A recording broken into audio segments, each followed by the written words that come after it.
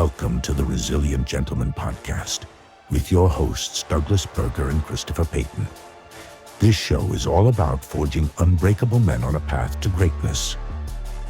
Welcome to the show.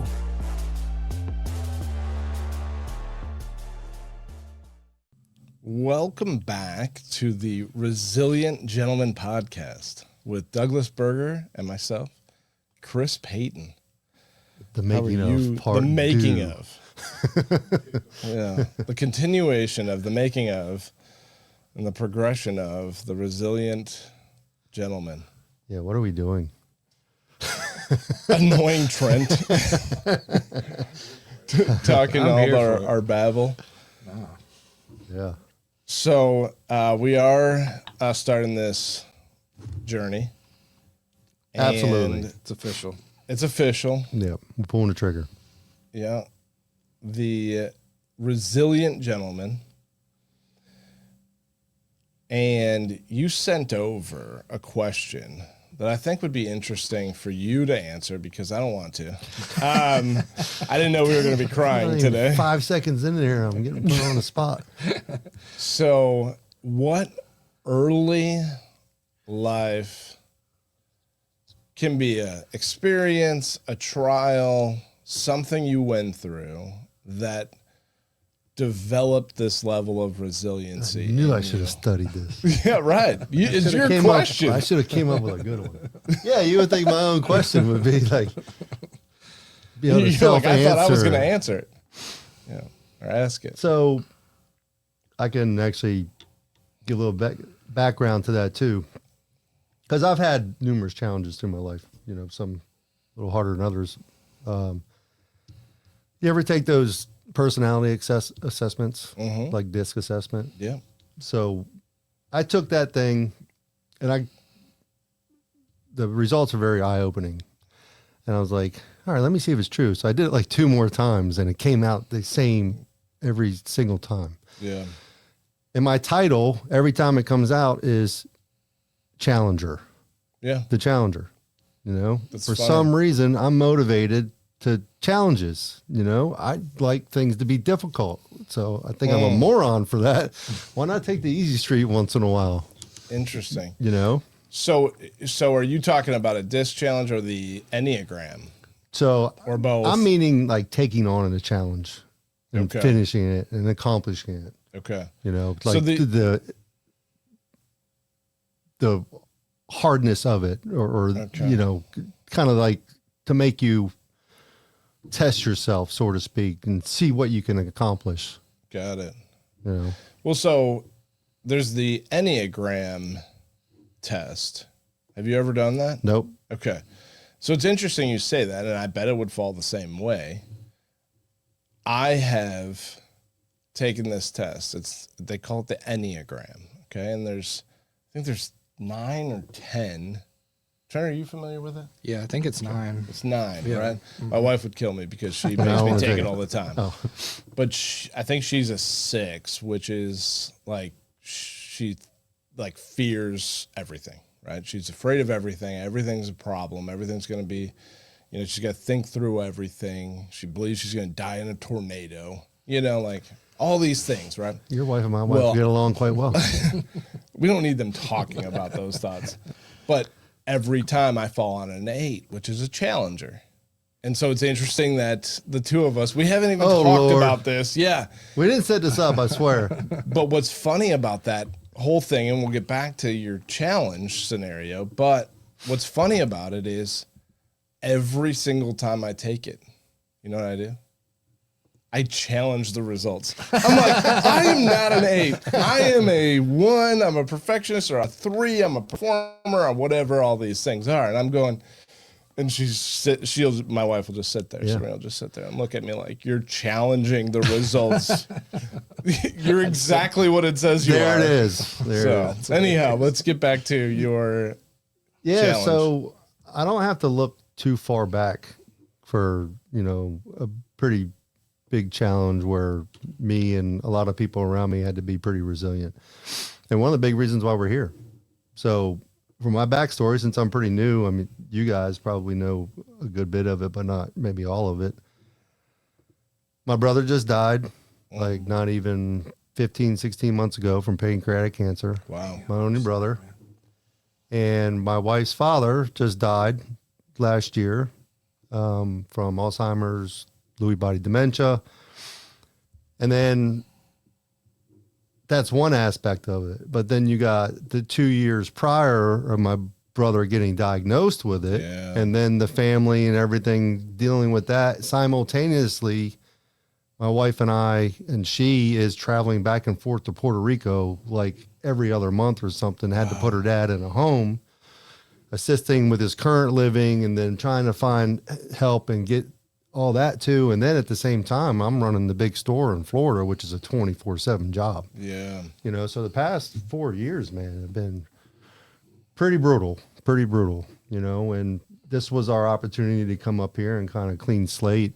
I mean, unfortunately, because we lost 2 amazing family members, you know, and then you can think of all the dynamics from everybody and all the families and then everything else that's involved with all of those things that's going on.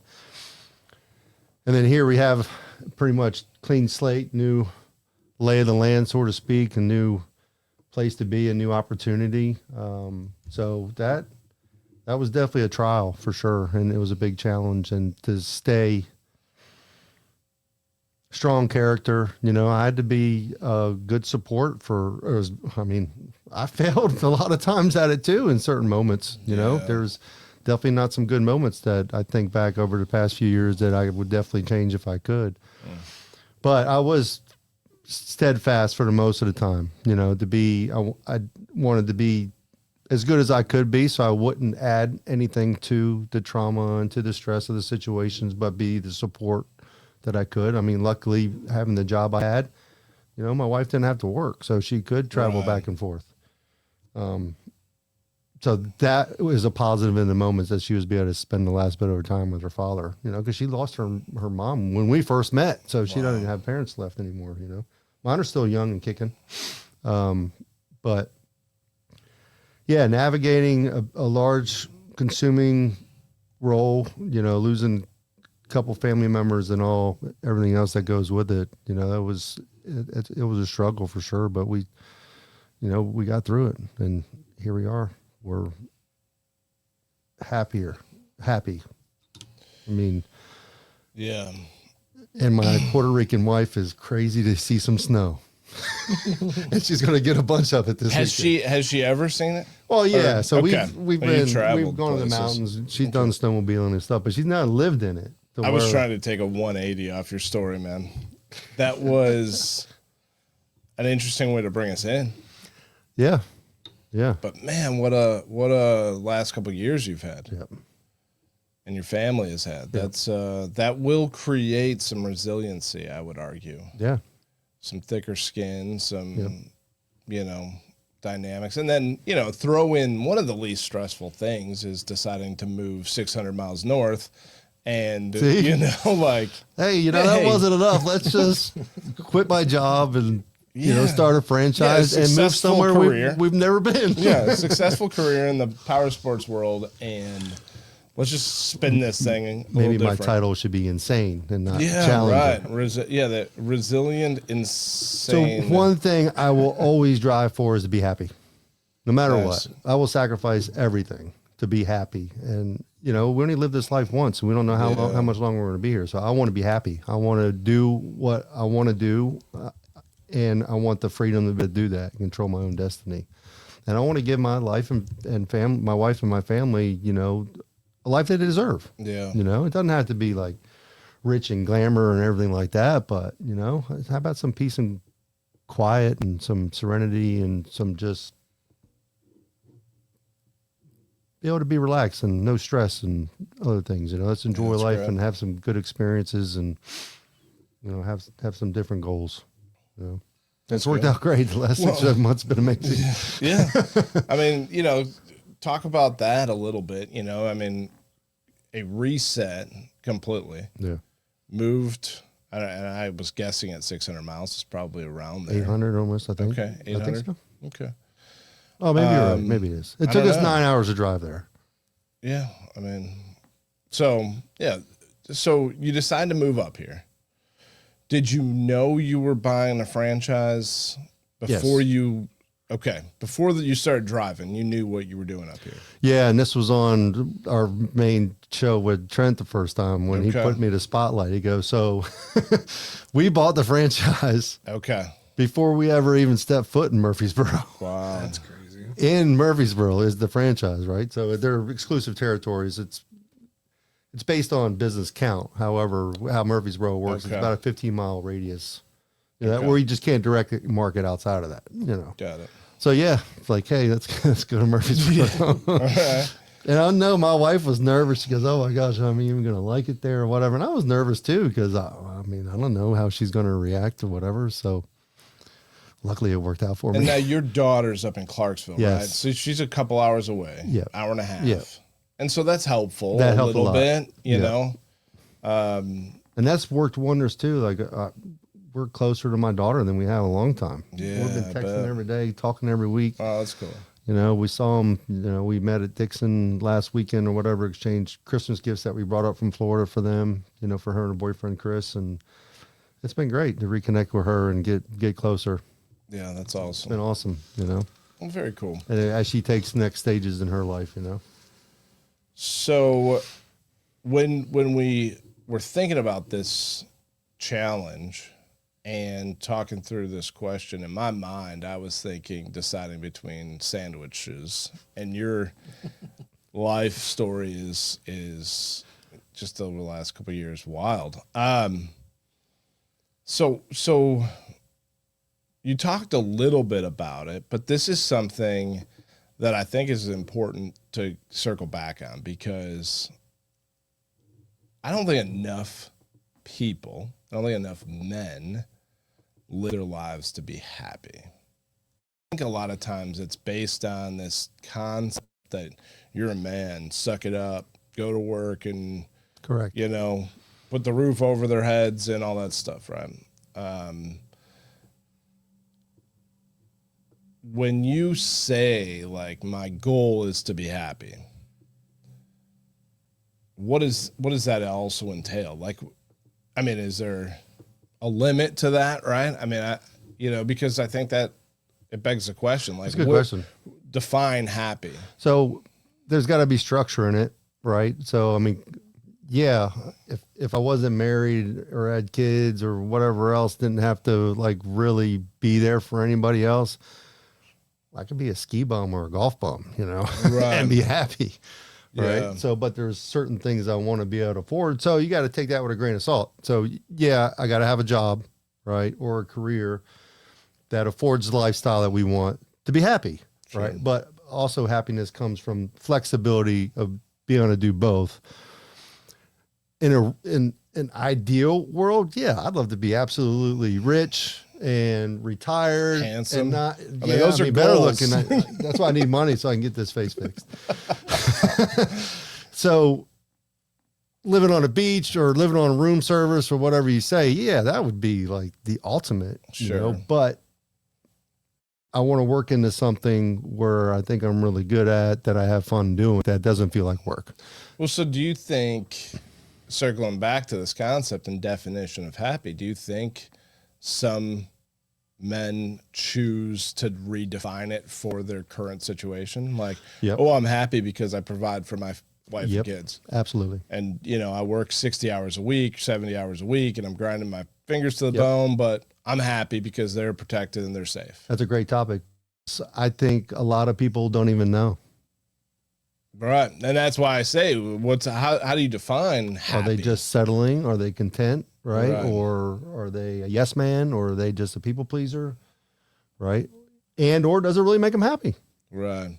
Well, so like, we're both so I was in automotive sales, ran a sales department here in Murfreesboro. You were in power sports, but spent some time in the car business as well. Almost 5 years. Very similar businesses either way. Yeah. Objectives, goals, sales, all that stuff. Units have to move. Yep. And you use the word content, and contentment, I think, is an interesting state of mind, right? Because in sales in general and in unit sales, when volume is a big deal to, especially to owners and all those parties involved in that, you can be happy that you hit a number, but it's hard to stay content for long because, you know, the old statement of hero to zero happens on the first of the month, right? And so what about that? You know, I mean, and you're still in a sales role. I'm still in I started a business almost a year ago, and you got to sell things. Yeah. Well, how are you happy when you're not hitting a goal, or maybe you have hit the goal, but you want to raise the bar? Yeah. Like how do you be content or happy? For me, I'm not. Okay. That's honest. I right? mean, that's where it goes right back to the challenger thing. Right. I always want more. Remember that old AT&T commercial where I want more, I want more, I want more. Yeah. Like the girl wants the dating to be the boyfriend, right? Then the boyfriend to be the husband, and then the husband be the kid, and then the kid, and then the house, you know, and it just stages itself. It's like, that's like me professionally and personally too. I always want to get better, right? To see what I can accomplish and see what we can do.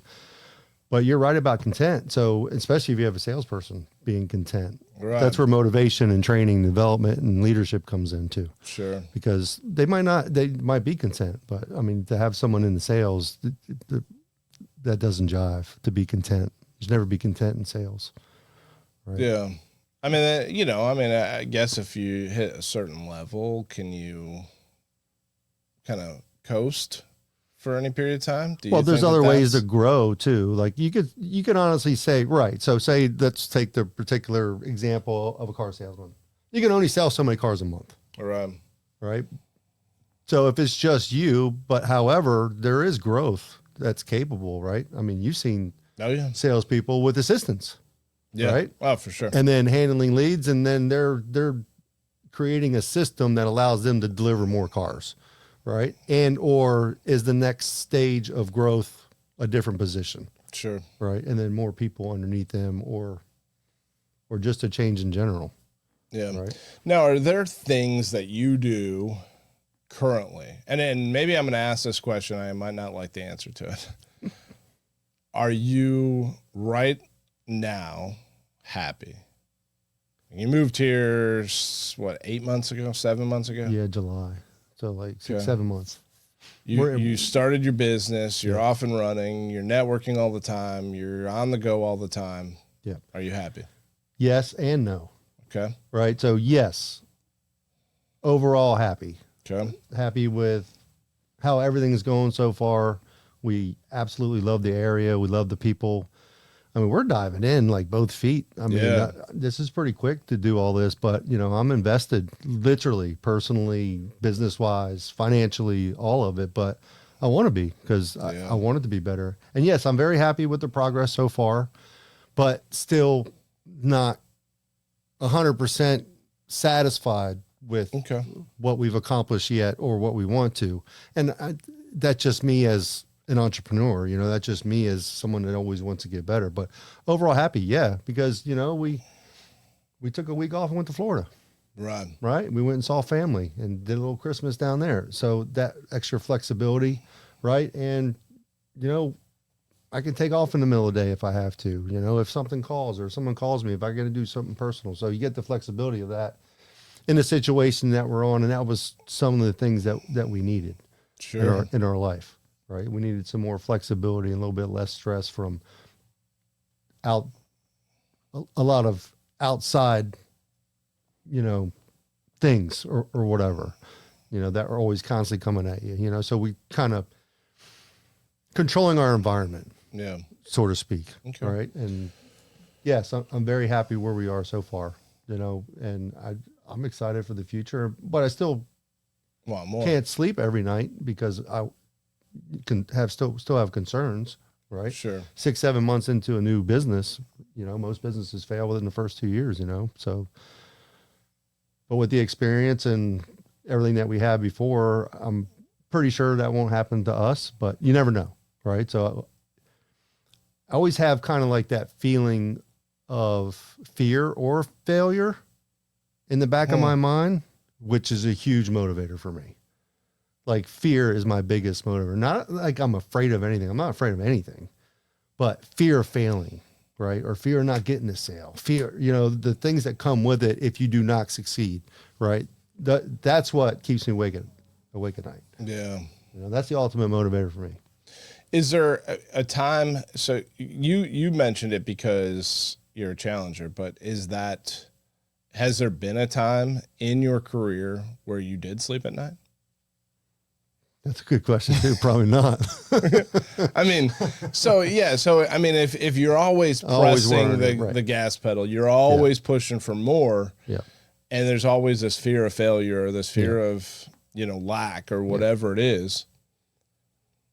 Can you maintain a level of happiness, while also not sleeping? Yeah. I mean, and here's the thing, I do sleep pretty good most of the time, but it's just not every night or whatever. And I definitely sleep much better since I've been here than I did the past 5 years prior. Sure. And then there's certain things that you can do to help that, right? Time management and other practices.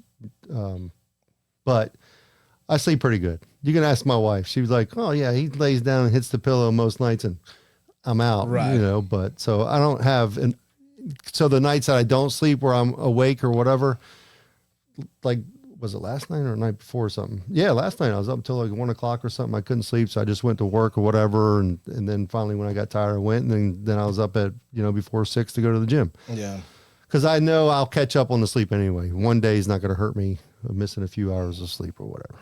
Okay. So over the last few years, because I'm looking for right now the advice for the guy who's listening to this, who's going, I'm not happy. My life sucks. Or it's not what I want it to be. Right. It might not suck. Right. It might be what you've built, and it doesn't suck. Yeah. You got a house, you got a family, you got kids, everything's going the American dream way, right?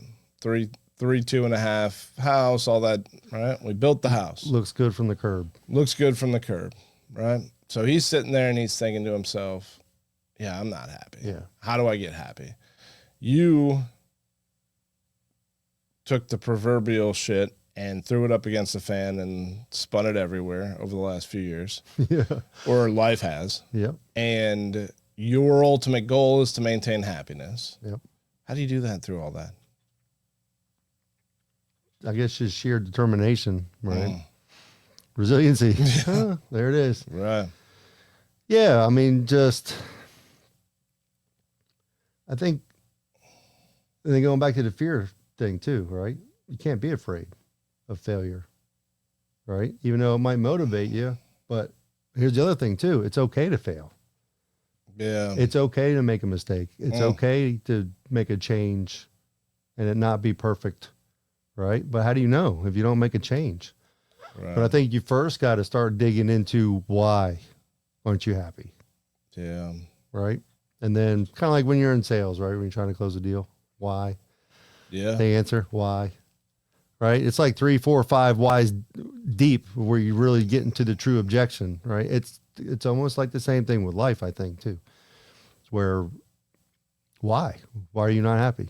Right? And then they can give you an answer or what they think it is at that point, but that just might just be the immediate, I don't want to say shallow, like it's demeaning or anything, but however, it's not the root cause, So putting down on paper, maybe texting yourself, communicating with yourself, just thinking through it, right? All right. This is what happy would look like. And defining that, right? Yep. All right. So you have talked about happiness. Talked about some of the things you grind through and whatnot. But you are, and you're coming off an injury, but you're pretty into fitness. Another challenge. Yeah, another challenge. Throw another one in the mix. I'll blow Feels out a great, by the way. bicep. Yeah. So, prior to that, right, pretty fit. Not right now. Right. And you feel probably a little weak right this second. I'm not going to arm wrestle you. But if you could talk about, some of the things you were talking about, techniques that help you sleep. You're stressed out.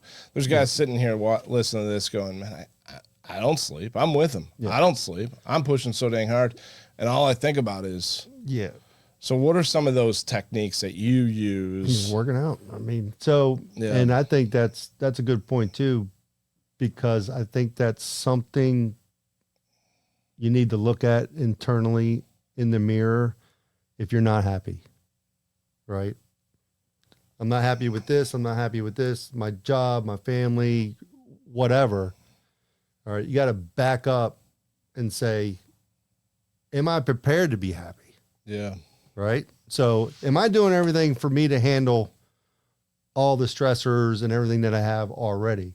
And my number one thing is exercise. I think there's nothing more important for a human body, all aspects, than working out, you know, and the more intense, the better, really.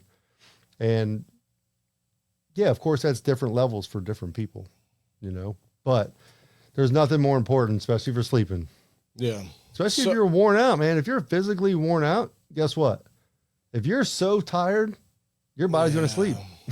Yeah. And typically I do less dumb stuff when I'm tired, you know, like I don't act on dumb thoughts when I'm tired. So, all right. So if you had the conversation, we've got, you know, John Doe sitting here on the couch and he's like, man, I'm not sleeping at night. I'm not happy. First thing you do is you tell him. I would say, let me see your schedule. Interesting. Map out your schedule and don't miss a minute or 5 minutes or 10 minutes or at the very most 15 minutes from the time you wake up. Let me know exactly what you're doing for the whole entire time you're awake. Nice. Okay. Let's start there. So I listen to a lot of podcasts. I listen to a lot of people.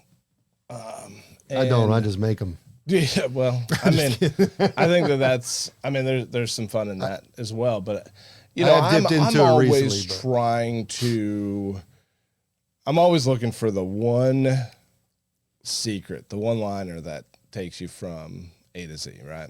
And I'm listening for that. And you mentioned schedule, and I was listening to a podcast, realtor Ryan Serhan. He's, I think, the biggest brokerage in the country. But anyways, he talked a little bit on this podcast about the $1,000 day. Okay. And you have 1,000 minutes at $1 a day. And if you had to spend those 1,000 minutes like they were dollars, how would you spend them? And it changes the perspective of a lot of things. That 60 minutes at the gym, is it worth $60? Yeah, well, that 15-minute conversation with someone that didn't benefit you, is it worth it? Is that 20-minute meeting that pissed off your day worth it? Yeah. But then take the alternative and you flip it the other way. And he said, so many people use that 20-minute meeting that ruins their day. It costs them $980 instead of the $20 and just throwing it out and send it down the road. So when you talked about, let's see your schedule, I thought to myself, man, that's so good. Like so many of us say, we don't have time to go to the gym, or we don't have this. We can't do that because I ain't got time. It's like when someone's late for a meeting. Yeah. It's not a traffic problem. It's your time management problem. That's great. Yeah. Right? Yeah. I mean, yeah, things pop up. I mean, you're not going to be 100% on time every time. I mean, most people, the ones that are really on time, because if you're always technically going to be early anyway, then if you are a little bit late, you're still early or on time. So it's time management. And I think you can get a drill down and fill in a lot of gaps with time management. 100% for sure. And then just making sure you're putting the right things in there. Yeah. That's giving positive reinforcement. So circling back to him, he's sitting here and you look at his schedule and you notice he's not going to the gym. Is that the first thing you implement? Absolutely. But you can do it with baby steps, right? Depending on the physicality level that the person currently has. Yeah. Like if they're overweight and they haven't worked out in years, 5, 10, 20 years, maybe you start with something as simple as, hey, let's start with a 10-minute walk 3 times a week. Right. And ramp it up from there. Baby steps. It's a mental progression too, besides just the physical. Sure. And then you got to look at, so you might even have to, depending on the individual, you might have to bring in medical experts too, because maybe they have physical ailments or something that they physically can't do it. Sure. Right. So you're going to have some people who are going to have those challenges too, which is very unfortunate, but if you can't physically work out or do other things, but most people have some kind of limitation. You've got to work around them. We've talked about this a little bit, just you and I, that you are an intermittent faster. Yes. And I've been on and off for a lot of years, but this first 20 or so days of the new year, I've been doing 1 hour a day eating windows. And so roughly 23 hours fasted. How's it working? It creates resiliency. It's interesting because you find out pretty quick you could eat 4,000 calories in 60 minutes. You can. I mean, the sumo wrestlers have done it for years. Yeah. Yeah. So what are you saying, bud? Yeah. Wow. Okay. Wow. That was a quick jab. Landed. But no, I mean, didn't mean that at all, by the way. it is, it's a little bit challenging. Yep. And obviously mentally. Yep. Because we think we've got to eat all day. We Correct. think our body needs food. And, there's hunger pangs and all the, noises your stomach makes when it's digesting and telling you it's time to eat. Yep. But how do you deal with intermittent fasting? And are you doing it in certain windows or? I mean, lately, since the holidays, since my injury, really, I've been all over the place with it. Okay. Like, it could be a morning, I could fast through lunch, I could eat, I can do a 24, 18, whatever. I haven't done anything more than a 24 since, I think, like September or something like that. Okay. So a month before I actually tore my pec, I did a 96-hour fast. Okay, so that's 4 days, right? Yeah, that was brutal. I've done a 72. Because I've done 72 a few times. I don't want to say it's easy getting through it, but because you've done it and you know what to kind of go through, it was easier. But that last day, because my main goal, I was trying to go 5 days. I wanted to go like 100 and some minutes or hours. Yeah. But that 4th day, man, I broke down. And I made it to 96. I'm like, I'm eating. Yeah.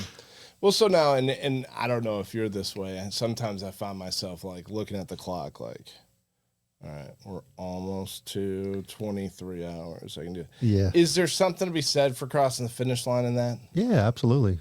It's a goal. Okay.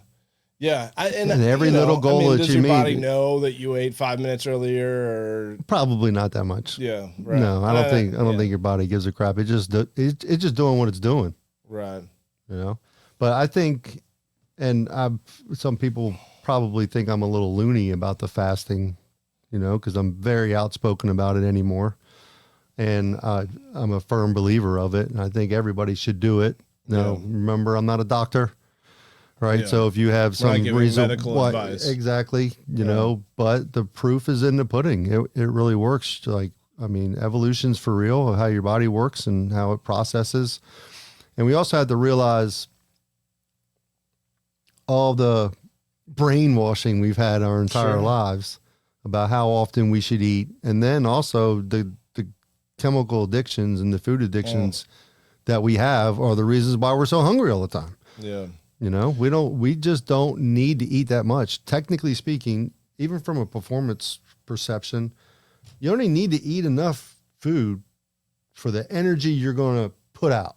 Yeah. Right. And if you're just trying to go through your day, normal work, back and forth type stuff or whatever, what are you going to burn? Maybe a guy like you, maybe 2,500 calories or more or whatever. But then if you work out, then you're going to have to eat a little bit more than that. Right. So the average person in a sedentary lifestyle, 1 meal a day is more than sufficient. Sure. It really is. Yeah. And I'm finding that. I was joking about the 4,000 calories to some degree, but Friday night we went out to dinner for my wife's birthday and we went to a Thai restaurant and we had some appetizers and then I had Yeah. little fried rice, side bowl. Yeah. Then I had a little pad thai, Yeah. some chicken. See? And I think by the time I had the tempura cheesecake, we got to a point where I said, you've done really an impressive amount of calories in 60 minutes. And so do you, and I'm going to preface this with, I've seen you eat a donut before. Oh, yeah. So like in my your sweets too, fasting man. windows or in Yeah. your unfasted, your eating windows, I mean, are you maintaining a good diet when you're disciplined? Not lately. Oh, when I'm Okay. disciplined, yeah. Like it's Okay. there's still cheat items, you know, like an ice cream cone or something now and again. But Yeah. yeah, when I'm dialed in, like it's pretty strict, like lean meats. And I've even done the carnivore diet too. Okay. I mean, for short periods of time. Yeah. But I could live off steak. Yeah, I And- think and- I and be say okay I with it. could, but I don't know that I can. But it's nice. I mean, food is I like baked indulgent. potatoes with a steak. That's Yeah, the thing, you know, because it Mashed tastes potato. great. man. Yeah, And asparagus and everything else, Yeah. right? Now, some are better than others, but I think everything's all right in moderation, sure. right? And then you just got to be aware of what you're putting in. And then more importantly, but how are you helping your body deal with it, Yeah, right? So that's the big equalizer is the working out, I think, too. Because there's nothing better for you when it comes to working out for cleaning out your immune system, right? For keeping you healthy, you know, getting your body into fat burning versus anything else. And then, you know, the overall power of your mind and where it cleanses. I think it can afford you a little bit more cheat time too when you go on a meal. yeah. You know, Well, so enjoy that- that dessert and just say, hey, all right, man, I'm going to fast tomorrow for half the day to get rid of that. Yeah, right. Well, so on top of that, and so I've heard people call it flexible dieting or flexible eating because you move your window around to afford you the extra Yeah. calories or whatever. And I could argue that maybe that is a reasonable way for me to do it. Would be as if I've got a 6 or 8 hour eating window to move it up or down. I think that's a good point because I think it's different strokes for different folks there. Yeah. Right. I think some people might need more of a black and white structure. All right, here's your timeline. Stick to it because they need that type of I think there's attention. like apps for that even. Probably. You can like oh yeah. schedule you can set your an alarm if you want Well, on your sure. phone every 2 Yeah. hours. You know? Yeah. I mean, you can drill that down as far as you want. Me, I want to. I'm not crazy insane about it like that. Okay. You know, now if I have a goal, if I want to do a 72-hour fast or 96 and I want to lose 10 pounds or if I want to get to a certain weight in a certain amount of time, yeah, then I'll be very disciplined. And then once I get there and I'm like, all right, I'm cool, I'm good.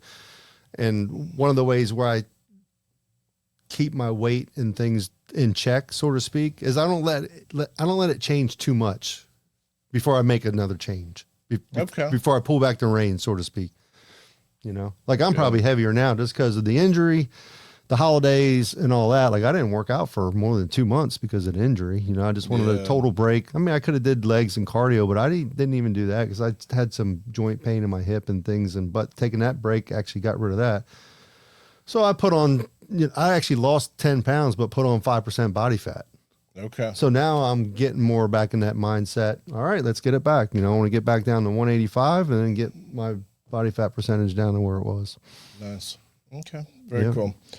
Well, so this show is going to be a lot of talking through lifestyle, Yep. talking through how to be happy, Yep. maybe content, but also how to kind of grind through the daily Right. stuff that makes us, Right. stuff's going to happen. Yeah. Crap's going to hit the fan. You're going to have a 2-year That's one window thing you or gotta a accept. 6-month window or a setback in your Yep. lifting or health. Yep. You got to become resilient through. And so when you came and said, man, I've got this concept, I'd like you to be a part of it, man. I fell in love. I thought that this was going to be, I think there's a great need for this. And, just today, fella on Facebook, we get tagged in a post Yep. because this is kind of coming out that we're doing this. And the guy's asking for groups or, opportunities Yeah, to get to support. know some Yep. people. And, so that's I'm loving this concept and this direction that we're headed. I'd love some feedback as to topics and conversations that we should have, areas that, people are struggling or, man, I'd love somebody to talk about this. Yeah. Like we deal with this and this is, I know we've talked about having somebody who's maybe a whiskey connoisseur in here. Well, of course. We're definitely going there, but yeah. I think we kind of like maybe slow rolled a little bit. Let's go into where we're comfortable in space and that like personal growth, right? Yeah. So personal, I mean, that could be professional too, but it kind of starts with, your daily activities, diet, nutrition, the overall scope or perception of an individual starting with them. Yeah. Right. Before we get into the other depths of where we could go with this, which we can. I mean, fitness and Yeah. Cause then you can get in the mental and, struggles and things of that sort. And then even more. And I definitely want to, and then have subject matter experts and everything else involved. But I think a good start probably is to do the personal thing. Yeah. So you're stuck with us for a couple episodes is what you're saying. Yeah. Yeah. It'll be fun. I'm looking forward to it. I think we've got a topic that's under discussed. Yeah. And, there's a lot of need out there. So the more I've been thinking about it, obviously the more things I'm looking into and seeing pop up, and there's some crazy numbers out there of what's going on, with men in general, but we want to do a full relationship with the men. Like we still want to be, even though we're a men's group, we still want wives, partners, co-workers, therapists and all that to be involved with the program as well. For sure. Right? Because that's all a part of us, and we have to learn how to navigate those waters effectively. And then how do they affect us, and how do they change our mindset, and how can we be more positive, at the times of a challenge, It was an old saying in the car business. I think it was just a stat. I don't know the accuracy of the stat, but 85 or so % of car buying decisions were influenced by women. So, the choice of the color of the Corvette you drive is likely inspired by a woman and what she'll think of it, right? I am not surprised by those numbers whatsoever. So, all right, awesome. Well, Douglas, this has been fun. We'll continue building on this platform. Yeah, I'm excited. I'd like to dive a little bit into, and maybe in our first couple episodes, talk through your schedule. Sure. How you break a schedule down. And then 2, you termed it fear of failure, but also utilizing that fear of failure as a motivator. Correct. And not as a paralyzer. I think that might be a 2-part episode. Okay. All right. Once in a while, I got to ask some questions. We'll have some fun with that. I don't like answering questions. No, Trent, we got to etch in some time in these podcasts where I start asking some questions, putting him on the spot. No, that was plenty fun. of time for that. Good stuff, fellas. All right. Thank you for listening to the Resilient Gentleman podcast. Be sure to like, share, follow, subscribe, and of course, please leave us a 5-star review. We will see you on the next one.